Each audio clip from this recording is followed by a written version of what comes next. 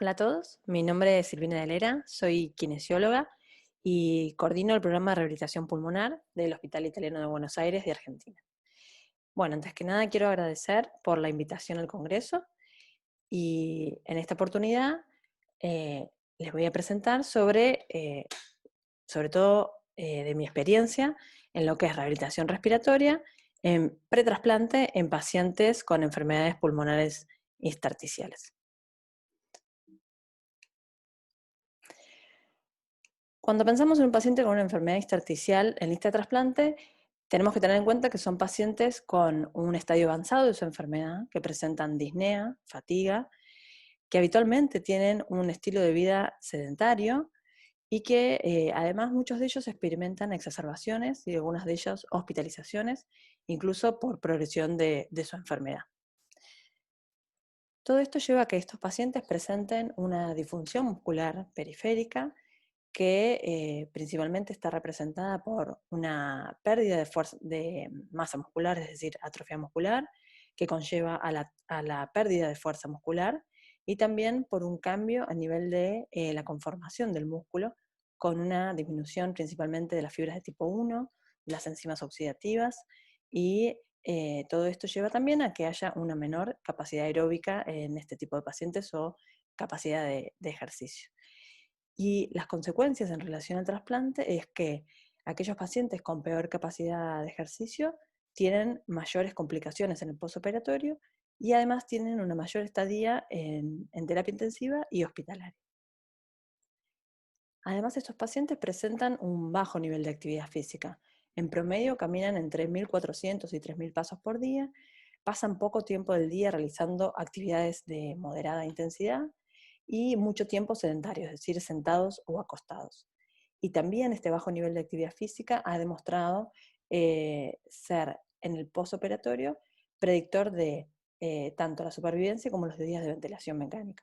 Como se puede ver en este estudio, de múltiples factores que se analizaron para ver su correlación como factores predictores de sobrevivencia o sobrevida al trasplante, lo que se puede observar es que un bajo nivel de actividad física, una severa nivel de actividad física, medido con el gasto energético, en aquellos pacientes con severo nivel de actividad física tienen 9 veces el riesgo de no sobrevivir al trasplante en comparación con los que tienen un mejor nivel de actividad física. Y también se asocia con los días hasta la extubación, es decir, con los días de ventilación mecánica.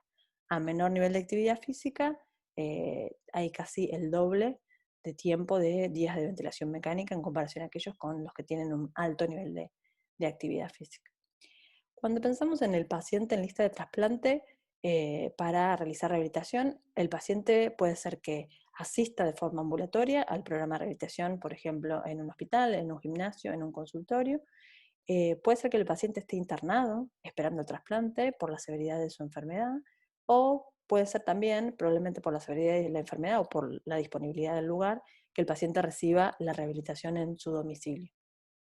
Más allá del lugar donde se realice, los componentes que se van a incluir dentro del programa son los mismos. Lo que va a variar un poco, obviamente, es los elementos que tenemos disponibles para realizar el programa. Entonces, vamos a incluir lo que es el entrenamiento, tanto aeróbico, de fuerza como de flexibilidad. Eh, Hay que incluir idealmente estrategias para aumentar el nivel de actividad física, por lo que les mencionaba antes. El componente educativo, que es muy importante.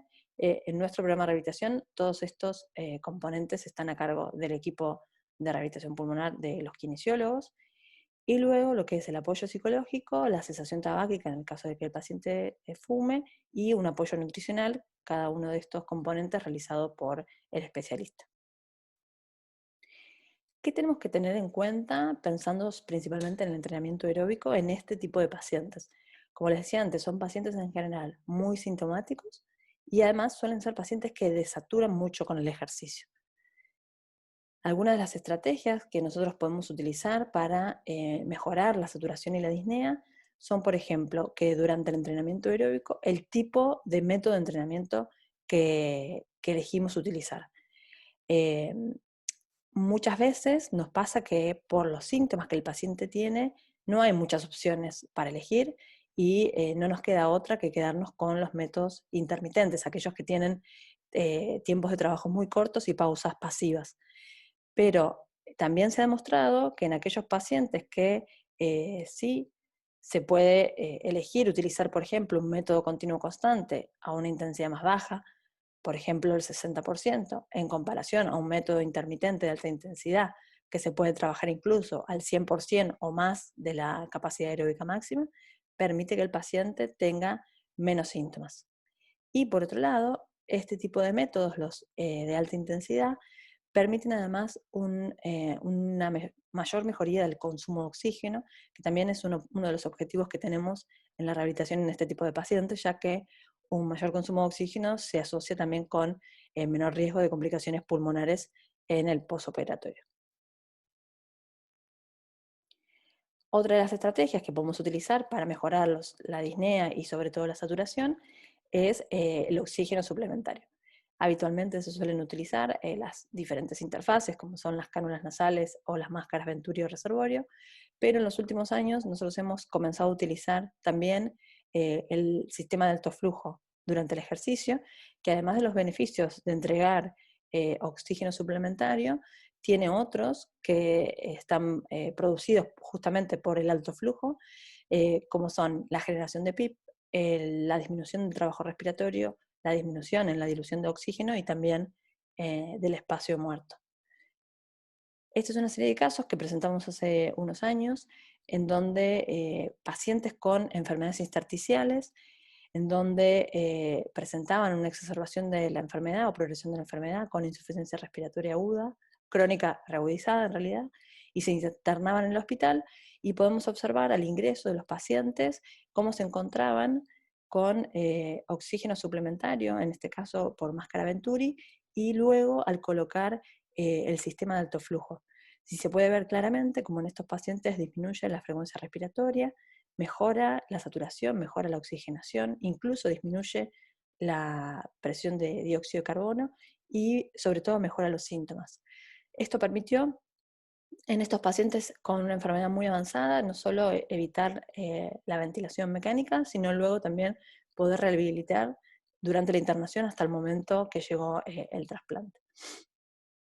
Y este es otro estudio que hemos realizado, esto ya es el alto flujo durante el ejercicio, si bien son pacientes con EPOC, algunos de ellos eran con una enfermedad muy avanzada, y lo que pudimos observar en este gráfico es el tiempo límite en un test a carga constante, cuando los pacientes utilizaban la máscara Venturi y cuando utilizaban la cánula de alto flujo, con la misma fracción inspirada de oxígeno, y pudimos observar que aumentaba el tiempo límite cuando utilizaban la CAF, y esta diferencia fue tanto estadística como clínicamente significativa. Y lo otro que observamos a isotiempo, es decir, en el mismo momento de cada uno de los test, que los pacientes tenían una mejor saturación y una menor disnea cuando utilizaban el alto flujo en comparación con la máscara Venturi. Si bien no hay esta misma evidencia en pacientes con enfermedades intersticiales, de hecho hay un trabajo publicado hace muy poquito donde no encontraron beneficios, yo les traje algunos ejemplos, bueno, un ejemplo en este caso de evaluaciones de nuestros pacientes con alto flujo en lista de trasplante. Este es un paciente con una fibrosis pulmonar idiopática realizando un test de carga constante en una cinta deslizante o treadmill. Y fíjense, cuando el paciente realizó la prueba con una máscara de reservorio, pudo tolerar solo 2 minutos y frenó por una disnea severa. Y cuando realizamos la prueba con cánula de alto flujo, el paciente pudo tolerar 2 minutos y además fíjense cómo los síntomas fueron mucho menores. De hecho, termina frenando el test por fatiga de miembros inferiores, ¿sí? Y a isotiempo, con alto flujo, la disnea era muy ligera en comparación a severa cuando utilizaba la máscara de reservorio. Muchas veces nos encontramos con estos pacientes que están esperando el trasplante durante la internación y que están con ventilación mecánica invasiva. Si bien no hay mucha evidencia en relación a este tema, solo hay unos poquitos trabajos con pilotos, con muy poquitos pacientes, y no necesariamente son pacientes con enfermedades intersticiales. Lo que se puede observar es que cuando comparan un test realizado, en este caso con ciclorgómetro de brazos, un test a carga constante, lo que pudieron observar es que en comparación a realizar esta prueba en Traquion-T, eran pacientes con winning prolongado, en Traquion-T en comparación con asistencia respiratoria mecánica, se puede observar que el tiempo que tolera el paciente la prueba es mayor, se puede observar también que hay un mayor volumen corriente y una menor frecuencia respiratoria, es decir, la demanda ventilatoria está soportada o ayudada con un aumento del BT y esto ayuda a que el paciente disminuya su frecuencia respiratoria y esto impacta obviamente en los síntomas con una menor disnea. Con lo cual, cuando el paciente está ventilado, quizás esté en proceso de weaning, conviene, nosotros lo hacemos siempre así, que al momento de entrenar el paciente sea reconectado para asistirlo con la ventilación. Y también hay algo de evidencia y también uno puede en la práctica observarlo que si el paciente, por ejemplo, está en un modo de presión de soporte, con un poco de apoyo, de aumento en la presión de soporte, podemos también mejorar la tolerancia al ejercicio, obviamente con aumentos de la FIO2 y en algunos casos con cambios en la PIP y también para mejorar el confort con algunos cambios en la sensibilidad respiratoria. Estos son algunos de nuestros pacientes entrenando con ventilación mecánica. Bien, al principio les mencionaba un poco también que utilizamos en general métodos de entrenamiento intermitente porque son los métodos que los pacientes pueden mejor tolerar. Siempre va a depender del paciente, de la severidad y de su tolerancia al ejercicio. En todos los pacientes nosotros realizamos un test de marcha para conocer al paciente cómo es su capacidad de ejercicio y cuando nos damos cuenta, por ejemplo, que ese paciente ya en el test de marcha tiene que detenerse en varias oportunidades, es probable que no logremos hacer otro tipo de evaluaciones para planificar el entrenamiento y que o nos guiemos por el test de marcha o que utilicemos los síntomas para planificar el entrenamiento. Y en otros casos, donde los pacientes tienen un poco de mejor tolerancia al ejercicio y menos síntomas, en ese caso realizamos en el medio de entrenamiento que utilicemos, ya sea cicloergómetro, cinta deslizante o el pasillo de la internación, por ejemplo, test incrementales y a carga constante que nos van a permitir planificar el entrenamiento. Pero lo que les contaba recién es que en la mayoría o en muchos de los casos, en los más severos, con síntomas más avanzados, directamente nos vamos a guiar para poder planificar este entrenamiento por los síntomas del paciente. Y lo que siempre intentamos para optimizar el entrenamiento y la carga de entrenamiento es, utilizando la escala de Ward, que los pacientes se entrenen en un rango de síntomas entre algo severo y muy severo. El tipo de entrenamiento obviamente va a variar según los recursos que tengamos disponibles. En el gimnasio de rehabilitación podemos entrenar en cinta, en bicicleta, en internación entrenamos en el pasillo, en las escaleras o también tenemos cicloergómetros. Y acá les traje un ejemplo de dos pacientes en lista de trasplante, internadas ambas, esperando el trasplante, en donde, fíjense, la planificación del entrenamiento intermitente, en este caso en el pasillo. ¿Sí? Están las dos entrenando al mismo tiempo, una de ellas tiene mejor capacidad de ejercicio que la otra, y fíjense, en 30 segundos hay una de ellas que camina 20 metros, y en cambio la otra camina 15. Pero además, es decir, obviamente la velocidad, la intensidad es menor. Pero en este caso, en el caso 2, que es la paciente más sintomática, además el tiempo de pausa tiene que ser el doble que el tiempo de trabajo, ¿sí? Y sin embargo, ambas tienen síntomas similares, con lo cual, con todas estas variables o características externas de la carga, vamos a ir planificando el entrenamiento. Cuando el paciente va mejorando la disnea o va mejorando la fatiga, es el momento de ir progresando el entrenamiento, ya sea aumentando la intensidad, es decir, que en el mismo tiempo recorran mayor distancia, la misma distancia en menos tiempo, modificando la densidad, es decir, jugando con los tiempos de trabajo y de pausa, aumentando la duración total del entrenamiento y el volumen total. Son las distintas formas de poder progresar este entrenamiento. Acá les traje un ejemplo de un paciente también entrenando en internación, un paciente en lista de trasplante. Está entrenando en el pasillo de la internación, está con oxígeno suplementario, con una máscara reservorio, y utilizamos una aplicación para poder marcar los tiempos de entrenamiento en este método intermitente. En este caso es un paciente que está entrenando, caminando 15 segundos y descansando 15 segundos, es decir, con una densidad de 1 a 1. Realiza series de 5 repeticiones y luego viene una macropausa donde permite al paciente recuperarse de sus síntomas y de su desaturación, que ahora van a ver cuando frena cómo es la caída de su oxigenación, a pesar de estar utilizando una máscara de reservorio y a pesar de estar realizando un método intermitente con tiempos de trabajos cortos. Y esto es un poco lo que también quería mostrarles. ¿La sensación de falta es algo intenso o intenso? Algo intenso. ¿Y las piernas? También. Fíjense que a pesar de utilizar estrategias para que el paciente desature menos, es un paciente que de todas formas hay una caída profunda de la saturación. Pero siempre consensuamos con el equipo médico y intentamos igual que el paciente realice un entrenamiento físico porque sabemos los beneficios que tiene posteriormente. En cuanto al entrenamiento de fuerza, lo que realizamos es una evaluación de la fuerza muscular para poder obtener la fuerza máxima y a partir de allí programar rutinas de entrenamiento para generar hipertrofia sarcomérica, es decir, con entre 2 a 3 series en general, de 8 a 12 repeticiones, con una intensidad del 70-80%. Y las pausas muchas veces en estos pacientes entre series dependen sobre todo de los síntomas y muchas veces de la desaturación. En algunas oportunidades, sobre todo en los pacientes más severos y en los pacientes internados, quizás no tenemos distintos elementos para realizar evaluaciones de la fuerza máxima, pero lo que sí hacemos es utilizar a través de esta pirámide de relación entre número de repeticiones e intensidad, buscar cuál es el tipo de ejercicio o cuál es el peso o el elemento que podemos utilizar para que el paciente pueda hacer entre 8 y 12 o 8 y 15 repeticiones máximas. Y de esa forma dosificamos la carga. Y obviamente va a depender de los recursos disponibles, no va a ser los mismos ejercicios los que podamos realizar en el gimnasio que los que vamos a poder realizar en un domicilio o en la internación. Y la otra diferencia es que también depende mucho de la severidad de los síntomas de los pacientes. En aquellos pacientes más sintomáticos vamos a tener que realizar ejercicios quizás más analíticos y en aquellos pacientes que tengan una mejor tolerancia podemos realizar ejercicios más dinámicos, más funcionales, más poliarticulares.